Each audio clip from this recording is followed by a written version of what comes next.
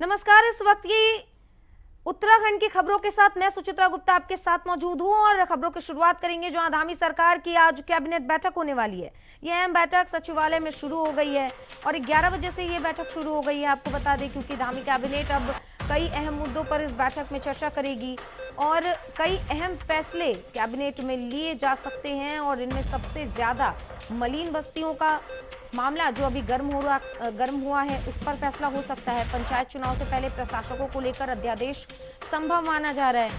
तो धामी सरकार की ये कैबिनेट बैठक आज 11 बजे से शुरू हो गई है। इस बैठक में कैबिनेट के सारे मंत्री शामिल होंगे और कई अधिकारी भी इसका हिस्सा बन रहे हैं क्योंकि आज ये बैठक हो रही है और इस बैठक में कई अहम फैसले जिसमें सबसे ज्यादा अहम मलिन बस्तियों का फैसला है। साथ ही चारधाम यात्रा में सुरक्षा को लेकर भी ये बैठक है। तो तमाम बड़े फैसले लिए जा सकते हैं इस बैठक में और धामी सरकार की बड़ी बैठक चल रही है सचिवालय में और इस बैठक में कई अहम मुद्दों पर चर्चा हो सकती है। किन किन मुद्दों पर चर्चा संभव है और क्या कुछ इस बैठक के बाद फैसले आना संभव है, ये देखने की बात होगी। लेकिन अभी की बड़ी खबर यही कि आज उत्तराखंड सरकार यानी कि धामी की सरकार अब एक्शन मोड में है क्योंकि चारधाम यात्रा चल रहे हैं राज्य में। वहीं मलिन बस्तियों का मामला भी गर्म होता हुआ नजर आ रहा है। कांग्रेस बार बार इसको मुद्दा बना रही है। लगातार धामी सरकार पर कई आरोप भी लगा रही है मलिन बस्तियों को मालिकाना हक दिलाने के मामले में। तो वहीं पंचायत चुनाव से पहले प्रशासकों को लेकर अध्यादेश संभव है। पंचायत चुनाव में देरी हो रही है और अभय कैंतुरा हमारे साथ जुड़ गए हैं तमाम जानकारियों के साथ। अभय, आज धामी सरकार की एक कैबिनेट बैठक है, कई अहम फैसलों पर चर्चा हो सकती है। क्या कुछ जानकारी निकलकर सामने आ रही है, क्या कुछ फैसले हो सकते हैं और किन किन मुद्दों पर चर्चा हो सकती है? देखिए, आज की जो कैबिनेट बैठक है कई मायनों में महत्वपूर्ण कैबिनेट बैठक है। इस कैबिनेट बैठक में सरकार की तरफ से कई महत्वपूर्ण निर्णय आज लिए जा सकते हैं जिन निर्णयों पर ये कह सकते हैं कि कर्मचारियों की और राज्यवासियों की निगाहें इस समय टिकी हुई है। सबसे बड़ा फैसला ये कहा जा सकता है कि जो योग नीति का प्रस्ताव यहाँ पर आ सकता है, उत्तराखंड राज्य योग नीति को लेकर जो काम कर रहा है उसको कह सकते हैं कि देश में योग नीति बनाने को लेकर उत्तराखंड देश का पहला राज्य है और इसका पूरा मसौदा आयुष विभाग की तरफ से तैयार कर लिया गया है। विधायी विभाग की इसको मंजूरी यहाँ पर मिल चुकी है और अब ये कह सकते हैं कि आज की कैबिनेट बैठक में उस प्रस्ताव पर भी चर्चा हो सकती है, कैबिनेट की मंजूरी यहाँ पर मिल सकती है। इसके अलावा ये कह सकते हैं कि जो राज्य सरकार की तरफ से जो आने वाले दिनों में जो पंचायत चुनाव होने हैं उसमें जो देरी हो रही है उसको लेकर एक अध्यादेश लाने की तैयारी यहाँ पर की जा सकती है। उस अध्यादेश को लेकर आज कैबिनेट की तरफ से निर्णय यहाँ पर लिया जा सकता है। साथ ही ये कह सकते हैं कि जो एक जैसे जो विभाग है, आप इस समय कह सकते हैं कि मुख्यमंत्री स्वरोजगार योजना और अति सूक्ष्म स्वरोजगार योजना जो इसमें प्रदेश में संचालित हो रही है, उन दोनों का समावेश यहाँ पर किया जा सकता है, दोनों का एकीकरण यहाँ पर किया जा सकता है। उसको लेकर भी आज कैबिनेट बैठक में यहाँ पर निर्णय लिया जा सकता है और इसके अलावा उपनल जो कर्मचारी हैं उनके नियमितीकरण को लेकर भी सरकार की तरफ से बड़ा महत्वपूर्ण निर्णय यहाँ पर लिया जा सकता है क्योंकि सुप्रीम कोर्ट की तरफ से भी यहाँ पर सरकार को निर्देशित किया जा चुका है और अब तक इस मामले पर कई बार ये कह सकते हैं कि जो शासन है, शासन की तरफ से भी कोर्ट में अपने हलफनामे प्रस्तुत किए जा चुके हैं, सबक पत्र प्रस्तुत किए जा चुके हैं और अभी तक उस विषय पर ये कह सकते हैं कि उपनल कर्मचारियों के नियमितीकरण पर कोई अंतिम निर्णय यहाँ पर नहीं हो पाया। उसको लेकर भी आज कैबिनेट निर्णय यहाँ पर लिया जा सकता है, जो महत्वपूर्ण निर्णय जिस पर सभी कर्मचारियों की निगाहें इस समय टिकी हुई है क्योंकि प्रदेश में 22,000 से ज्यादा उपनल कर्मचारी यहाँ पर विभिन्न विभागों में कार्यरत है। ऐसे में उनके नियमितीकरण को लेकर अगर यहाँ पर निर्णय होता तो फिर सरकार के सामने सबसे बड़ी चुनौती विभिन्न विभागों में जो दूसरी जो सीधी भर्तियों से आए हुए कर्मचारी हैं, अधिकारी हैं, उनके वरिष्ठता को लेकर यहाँ पर परिस्थितियां उत्पन्न हो जाएंगी और उसमें निपटना सरकार के लिए टेढ़ी ये कह सकते हैं कि बड़ी चुनौती होगा। तो महत्वपूर्ण निर्णय आज की इस कैबिनेट बैठक में सभी की निगाहें होंगी। अब से कह सकते हैं अभय, क्योंकि उत्तराखंड में अभी मलिन बस्तियों का मुद्दा एक बार फिर से गर्माता हुआ नजर आ रहा है क्योंकि खबरें तो है कि मलिन बस्तियों को मालिकाना हक दिलाने को लेकर अब कांग्रेस सवाल उठा रही है क्योंकि 3 साल के लिए जो अध्यादेश बनाया गया था उसका तो समय पूरा हो गया है। क्या कुछ इस पे भी फैसला हो सकता है, चर्चा हो सकती है? बिल्कुल, ये कह सकते हैं कि मलिन बस्तियों के अध्यादेश को लेकर तो सरकार की तरफ से लाने का काम यहाँ पर कर दिया गया है, यानी 3 साल का समय सरकार के पास यहाँ पर है कि उन मलिन बस्तियों को किस प्रकार से बचाया जा सकता है। 2024 में जो पुराना जो अध्यादेश सरकार की तरफ से लाया गया था, जिसका समय अवधि पूर्ण हो चुकी थी, उसके बाद सरकार की तरफ से 3 साल का और अध्यादेश लाने का काम यहाँ पर किया गया था। लेकिन इस समय सबसे बड़ी चुनौती विकास के लिए ये कह सकते हैं कि इन बस्तियों के नियमितीकरण या फिर इनको लेकर जो कार्य यहाँ पर होना है उसको समावेशित करने की है। क्योंकि राजधानी देहरादून की अगर हम बात करें तो राजधानी देहरादून में बिंदाल और विश्वनाथ दोनों नदियों के किनारे सबसे ज्यादा चिन्हित मलिन बस्तियां हैं और इन्हीं दोनों नदियों पर एलिवेटेड रोड का बनना यहाँ पर प्रस्तावित है। ऐसे में उस एलिवेटेड रोड को बनाने के लिए लगभग 2600 ये कह सकते हैं कि जो परिवार या मलिन बस्तियों के जो मकान है वो यहाँ पर टूटते हुए नजर आ सकते हैं। उसके लाल निशान लगाए जाने के लिए डिमार्केशन की जो प्रक्रिया वो यहाँ पर शुरू हो चुकी है। ऐसे में कैसे अब इन लोगों को शिफ्ट यहाँ पर किया जा सकता है, कैसे इनके लिए नीति बनाई जा सकती है, क्योंकि कई ऐसे लोग हैं जिसमें अवैध कब्जे वाले कहे जा सकते हैं मलिन बस्तियों पर, जिनका कोई मालिकाना हक नहीं है। उनको अगर दूसरी जगह शिफ्ट करना है तो फिर उनको बसाने को लेकर क्या कुछ नीति रहेगी, वो किस प्रकार से काम करेगी, और उसी नीति के आधार पर प्रदेश की जो दूसरी बस्तियां हैं उनको कैसे शिफ्ट किया जा सकता है, उसको लेकर यहाँ पर सरकार के सामने चुनौती है। तो ये बड़ी चुनौती है और कैबिनेट की तरफ से आज क्या कुछ निर्णय लिया जा सकता है उस पर भी ये कह सकते हैं कि इन मलिन बस्तियों की निगाहें यहाँ पर टिकी जा रही है। मलिन बस्तियां राजनीति में काफी महत्वपूर्ण है, क्योंकि बड़ा वोट बैंक है। उस बड़े वोट बैंक को छापने के लिए सियासी दल लगातार अपनी बातचीत या अपने तर्क यहाँ पर देते हुए नजर आते हैं। ठीक है, अब एक आखिरी सवाल ये कि इस बैठक में कौन कौन से मंत्री शामिल हैं? बिल्कुल, आज की कैबिनेट बैठक में कह सकते हैं कि सभी कैबिनेट मंत्री यहाँ पर मौजूद हैं और जो ये कह सकते हैं कि आज की कैबिनेट बैठक को लेकर जो दिशा निर्देश पूर्व में दिए गए थे उनका सभी का अनुपालन यहाँ पर है। मुख्यमंत्री की अध्यक्षता में कैबिनेट बैठक शुरू हुई है और लगभग 2 से 3 घंटे ये कैबिनेट बैठक के चलने की संभावना है।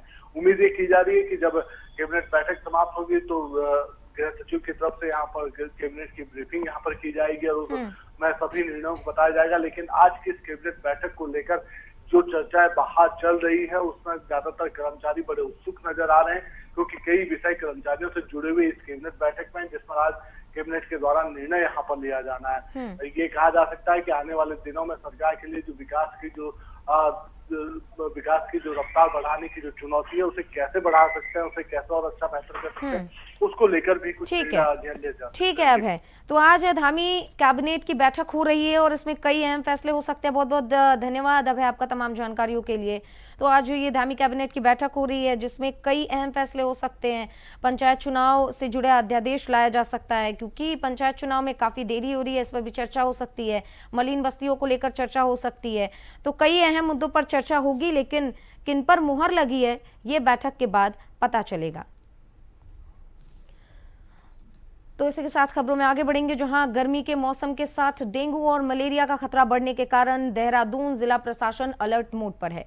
जिला अधिकारी सविन बंसल ने बताया है कि आशा वर्कर और साथ ही फैसिलिटेटेड और वॉलंटियर्स की टीमें घर घर जाकर लार्वा की जांच और उसको नष्ट करने का काम कर रही हैं और इन कर्मचारियों को अतिरिक्त प्रोत्साहन राशि दी जा रही है। इसके अलावा सरकारी अस्पतालों में डेंगू से निपटने के लिए दवाएं, टेस्ट किट्स और ब्लड यूनिट्स की व्यवस्था को भी बढ़ावा दिया गया है और निजी अस्पताल और लैब्स के लिए डेंगू जांच के रेट भी तय किए गए हैं और अस्पताल निर्धारित दर से अगर ज्यादा पैसा कोई मांगता है तो उस पर कड़ी कार्रवाई होगी, ऐसा डीएम ने साफ कर दिया है। जो हमारे कम्युनिकेबल डिजीजेज हैं डेंगू मलेरिया, तो उसमें हमारे दोनों एस्पेक्ट्स हैं, प्रिवेंटिव और थेरेप्टिक। तो प्रिवेंटिव एस्पेक्ट पे हमारे घर घर जाकर सर्वेक्षण करने हैं, आशा वर्कर्स को, आशा फैसिलिटेटर्स को, अग्रणी अमला है हमारा, इनके साथ साथ हमारे वॉलंटियर्स भी रखे गए हैं और हमारे निगम के कर्मी भी हैं। तो इन सबको प्रेरित रखना बहुत आवश्यक है। इसके लिए जिले स्तर से उनको एडिशनल 1500 रुपये दिए जा रहे हैं और उत्कृष्ट कार्य करने वालों को 1555 रुपये अतिरिक्त दिए जा रहे हैं, वो संख्या कितनी भी हो। इसके साथ साथ जो हमारे वॉलंटियर्स रखे हैं उनका सुपरविजन भी आशा फैसिलिटेटर्स को दिया गया है, ताकि वो उनके नियंत्रण में रहकर, उनके सुपरविजन में रहकर कार्य करें। और लार्वा सोर्स रिडक्शन बहुत इंपॉर्टेंट है, तो घर घर जाकर हमको राउंड्स जो है वो इंटेंसिफाई करवाने हैं, इसलिए फोकस उस पर किया गया है। सेकेंड है कि जो हमारे सरकारी अस्पताल हैं वहाँ पर हमारे रिसोर्सेज, मशीनरी, किट्स वो पर्याप्त मात्रा में रहनी चाहिए। तो चाहे हमारी अलीजा मशीन्स हों जो डायग्नोसिस करती हैं, या फिर हमारे ब्लड सेपरेटरी यूनिट्स हों, उन सब की संख्या में इजाफा किया गया है और फंड्स यहाँ जिला लेवल से कंसर्न हॉस्पिटल्स को प्रदत्त किए गए हैं सर। उनके ऑर्डर्स भी हो चुके हैं। और थर्डली जो हमारे कंज्यूमेबल्स हैं, किट्स हैं, उनका ऑलरेडी स्टॉक कर लिया गया है। फिर जो प्राइवेट हॉस्पिटल्स हैं, प्राइवेट लैब्स हैं, क्लिनिक्स हैं, उनके दर निर्धारित भी कर दिए गए हैं। यदि उससे ऊपर दर चार्ज की जाती है तो strict action will be taken against those private hospitals and. तो डेंगू और मलेरिया से निपटने के लिए प्रशासन पूरी तरीके से तैयार है। इसे लेकर डीएम ने भी अपना फैसला सुना दिया है और लापरवाही पर कार्रवाई के भी निर्देश दिए हैं। अब खबरों में आगे बढ़ेंगे। खबर हल्द्वानी से है, जहां गोलापार क्षेत्र में प्राधिकरण ने अवैध कॉलोनी को ध्वस्त किया है और विकास प्राधिकरण ने सख्त रुख का अपनाते हुए अवैध कॉलोनी की प्लॉटिंग को ध्वस्त कर दिया। गोलापार में प्रस्तावित हाईकोर्ट भूमि परिसर के सामने कॉलोनी काटी गई और इसमें मुस्लिम समुदाय की पूरी बस्ती बसा दिए जाने की शिकायत सीएम हेल्पलाइन में दर्ज करवाई गई थी। जानकारी के अनुसार इसमें आनन फानन में 111 रजिस्ट्री की गई थी, जिसमें से 109 मुस्लिम समुदाय के लोगों में रजिस्ट्री करवाई गई थी। इसमें से ज्यादातर बाहरी राज्यों के मुस्लिम बताए गए, लेकिन सिटी मजिस्ट्रेट और प्राधिकरण के संयुक्त सचिव ने नेतृत्व करके जेसीबी से अवैध प्लॉट ध्वस्त कर दिया।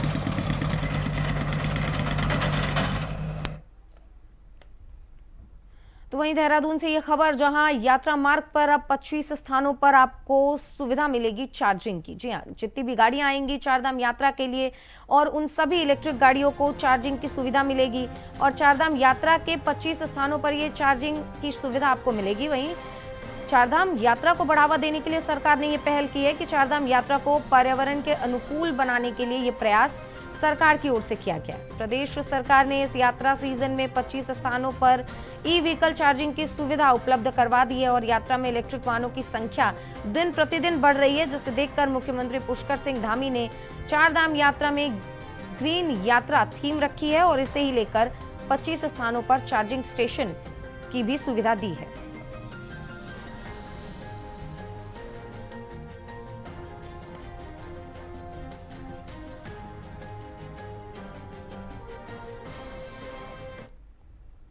तो बागेश्वर से यह खबर, जहां जिला प्रशासन द्वारा आपदा से निपटने के लिए डिग्री कॉलेज मैदान में एक मॉक ड्रिल का आयोजन किया गया।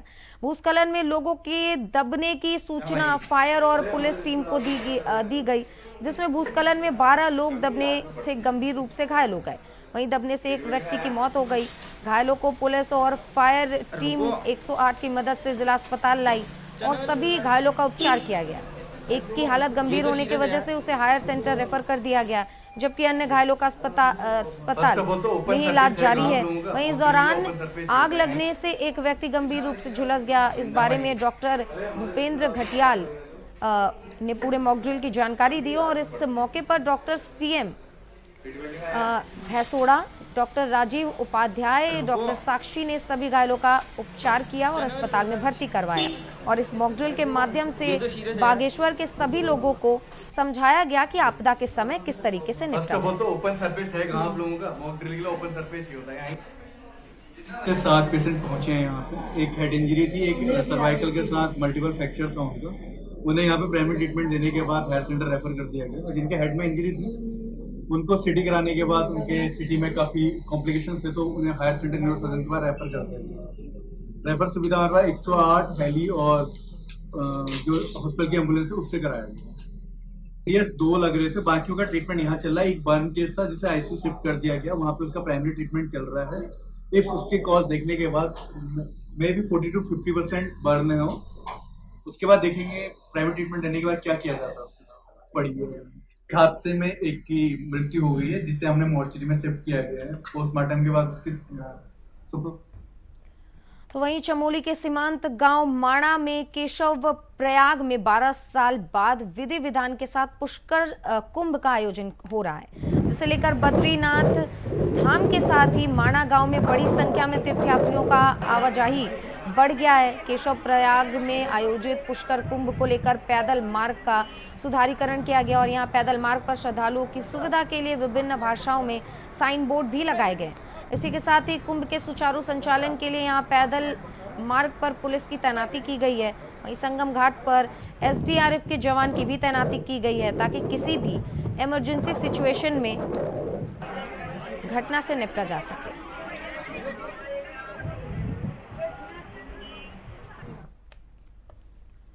तो बागेश्वर पुलिस को एक बड़ी सफलता हाथ लगी है, जहां 2 युवकों को पुलिस ने गिरफ्तार किया है और 2 आरोपी के नाम अनिल और करण बताए जा रहे हैं।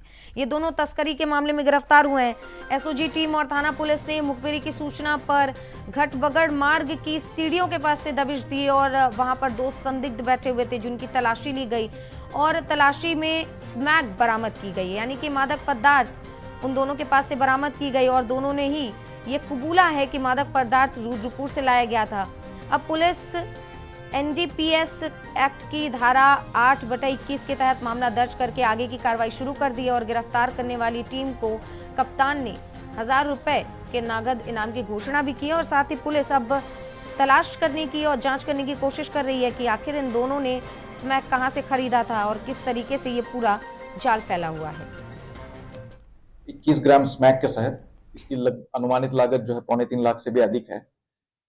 इस स्मैक की क्वांटिटी के साथ 2 अभियुक्तों को गिरफ्तार किया है। इसमें अभियुक्त अनिल कुमार और करण कुमार, ये दोनों बागेश्वर के निवासी हैं और इसमें एसओजी और कोतवाली की पूरी टीम ने इसमें मेहनत करके ये काम किया है।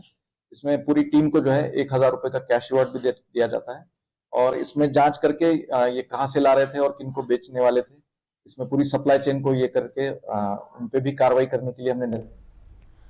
तो अगली खबर भी बागेश्वर से है, जहां बिजली के स्मार्ट मीटर लगाने की योजना का विरोध शुरू हो गया है। संघर्ष वाहिनी ने इसके विरोध में प्रदर्शन भी किया।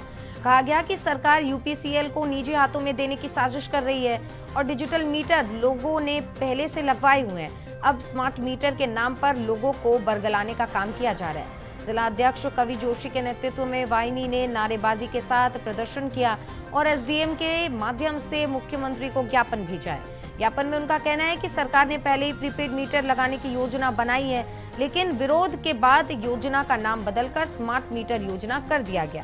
पहले ही पूरे प्रदेश में डिजिटल मीटर लगे हुए हैं, ऐसे में स्मार्ट मीटर लगाने की योजना किसी को पच नहीं रही है। तो एक बड़ा आरोप सरकार पर भी लगाते हुए बिजली चोरी रोकने के नाम पर स्मार्ट मीटर लगाने की योजना बनाई गई है। इसके पीछे यूपीसीएल के निजीकरण और भविष्य में इन स्मार्ट मीटरों को प्रीपेड करने की सरकार की मंशा है, लेकिन वाहिनी ऐसा नहीं होने देगी। देखिए, जो स्मार्ट मीटर के नाम पे उत्तराखंड की जनता को ठगने का जो काम किया जा रहा है, उसके विरोध में आज यहाँ पर संघर्ष वाहिनी के नेतृत्व में हमने एक ज्ञापन दिया है जो मुख्यमंत्री जी को प्रेषित है और हम चाह रहे हैं कि स्मार्ट मीटर जो लगाए जा रहे हैं जबरदस्ती, उन मीटर को लगाने पर रोक लगाई जाए और नहीं लगाने पर हम जल्द ही फिर और उग्र इसमें आंदोलन करने के लिए बाध्य रहेंगे। और साथ साथ हमारी ये भी मांग है, क्योंकि बागेश्वर में लो वोल्टेज होती है, उसके बाद जो बिजली का बिल बहुत ज़्यादा आता है लोगों के इसमें, और स्मार्ट मीटर लगने से कहीं ना कहीं ये उपभोक्ताओं की शोषण करने का मामला है। और तो हम चाहेंगे कि क्योंकि इससे कहीं ना कहीं निजीकरण की तरफ भी ये जा रहा है, कहीं ना कहीं ये अंडानी जैसी बड़ी कंपनियों को देने का एक जो षड्यंत्र रचा जा रहा है, उसके भी हम खिलाफ है यूपीसीएल को। और कहीं ना कहीं उसके बाद जो वहाँ पर कर्मचारी और अन्य अधिकारी जो काम कर रहे हैं, उन लोगों की भी नौकरी का भी, रोजगार पे भी खतरा है। तो हम चाहेंगे कि इस मीटर को जो लगाया जाएगा उन पर तत्काल रोक लगाई जाए और जनहित में इस फैसले को वापस लिया जाए। अगली खबर की ओर रुख करेंगे, जहां सरोवर नगरी नैनीताल से दूर ग्रामीण क्षेत्र ओखलकांडा ब्लॉक में सौर ऊर्जा आधारित सोलर पंपिंग लिफ्टिंग पेयजल योजना से किसानों को काफी मदद मिली है। किसानों और ग्रामीण क्षेत्रों के लोगों ने उत्तराखंड सरकार का आभार व्यक्त किया। आपको बता दें कि उत्तराखंड सरकार ने किसानों और ग्रामीणों के लिए पेयजल समस्या को दूर करते हुए जनपद नैनीताल के ओखलखंडा ब्लॉक के ग्राम लूंगड़ में 9 लाख रुपए से ज्यादा की धनराशि देकर लिफ्टिंग पंपिंग योजना की शुरुआत की थी। इस योजना से गांव के 3000 लोगों को शुद्ध पीने का पानी मिल सकेगा। तो इसे लेकर वहां के गांव के लोगों को पानी की किल्लत अब नहीं झेलनी पड़ेगी। लेकिन अब राज्य सरकार की महत्वाकांक्षी सोलर लिफ्टिंग पंपिंग योजना शुरू होने के बाद पानी की समस्या जड़ से खत्म हो गई है और किसानों के साथ साथ 3000 ग्रामीणों को इसका फायदा मिलेगा। यहाँ पर ग्राम सभा बढ़ाउन गई तो लूगड़ में यहाँ पर गणेश, मेरा नाम गणेश सिंह बोरा, वन पंचायत सरपंच लूगड़ और भूतपूर्व सैनिक में ही हूँ मैं यहाँ पर। और मैं यहाँ पर जो ये लिफ्टिंग योजना बनी हुई है, हमारी सरकार द्वारा यहाँ पर लिफ्टिंग योजना बनाई गई है, इसके बारे में थोड़ा जानकारी देना चाहता हूँ। ये हमारी लिफ्टिंग योजना बनी हुई है, इससे ये सोलर पंपिंग लिफ्टिंग योजना है। इसका जो हमारा पंप है 5 HP का है और ये हमारे करीब 500 मीटर नीचे नदी से यहाँ पर सोलर पंप बना हुआ है। इसमें ये हमारा टैंक है। टैंक में दिन में सुबह सूर्य की रोशनी आते ही यहाँ पर आते ही पानी स्टार्ट हो जाता है और शाम को सूर्य जब अस्त हो जाता है तो उसके बाद पानी बंद हो जाता है और इससे हमारे यहाँ पर 10 लोगों को 10 काश्तकारों को इससे लाभ मिलता है, जिससे हम पेयजल के रूप में भी इसे। तो वहीं अल्मोड़ा जिले के मोहान सफारी जोन में आज एक दुर्लभ दृश्य देखने को मिला, जब पर्यटकों ने कोसी नदी के किनारे विशालकाय टाइगर को देखा। ये दृश्य रामनगर रानीखेत मोटर मार्ग पर यात्रियों के लिए आकर्षण का केंद्र बन गया और पर्यटकों की लंबी कतार लग गई। निशा गोस्वामी ने बताया कि यह उनके लिए पहला अवसर था जब उन्होंने सफारी जोन में टाइगर को देखा और वन क्षेत्राधिकारी गंगा सरन ने कहा है कि वन विभाग इस पूरे मामले को लेकर सतर्क है और किसी भी अप्रिय घटना से बचने के लिए पूरी निगरानी रखी जा रही है। साथ ही उन्होंने पर्यटकों से अपील की है कि वे वन विभाग के दिशा निर्देश का पालन करें और टाइगर के निवास क्षेत्र से सुरक्षित दूरी बनाए रखें ताकि वन जीवों का संरक्षण सुनिश्चित किया जा सके। हम दिल्ली से आए हैं। हाँ जी, एक्चुअली हम जब सफारी कर रहे थे तो रास्ते में हमने अपनी जीप रोकी तो वहाँ पे हमें टाइगर मिला, टाइगर दिखा एक्चुअली, और उसने एक गाय को भी मार रखा था जिससे कि वो खा रहा था। तो बहुत ज़्यादा एक्साइटेड है, फर्स्ट टाइम हमें टाइगर दिखाया है तो काफ़ी अच्छा लगा देख के। तो अब बात कोटद्वार के मौसम की, जहां मौसम विभाग ने चेतावनी के मुताबिक झमाझम बारिश होने की संभावना जताई है कोटद्वार के लिए, और अगर बारिश होती है तो चिलचिलाती गर्मी से राहत मिलेगी। और आपको ये भी बता दें कि मौसम विभाग ने पहले से येलो अलर्ट जारी कर दिया था। वहीं पूरे उत्तराखंड में आज शाम से मौसम बदलने के आसार हैं, क्योंकि आज तेज धूप होने वाली है और संभावना ये भी है कि 17 मई से बारिश हो सकती है प्रदेश में।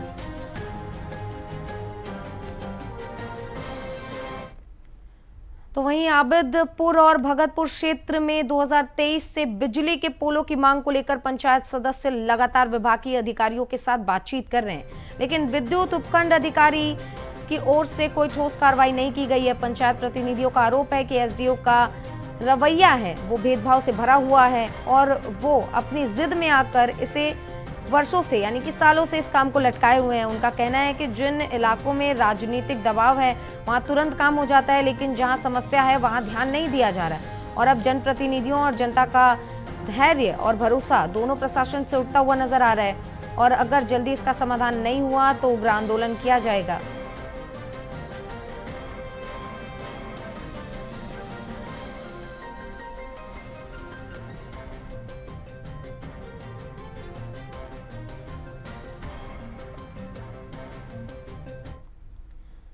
तो वहीं रुड़की के गंगनहर कोतवाली इलाके के KLDAV डिग्री कॉलेज में आज एक छात्रा के वाइवा के दौरान छेड़छाड़ का मामला सामने आया।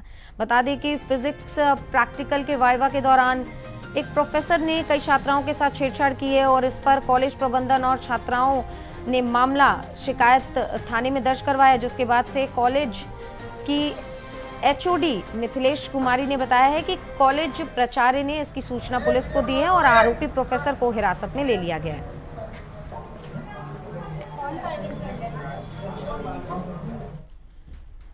तो अब प्रोफेसर के खिलाफ मामला दर्ज हो गया है। अब देखने की बात होगी कि जांच में क्या कुछ निकलकर सामने आता है, जिसके बाद पुलिस आगे की कार्रवाई करेगी। इसी के साथ देवभूमि समाचार में बस इतना ही। आप बने रहिए इंडिया वॉइस के साथ। नमस्कार।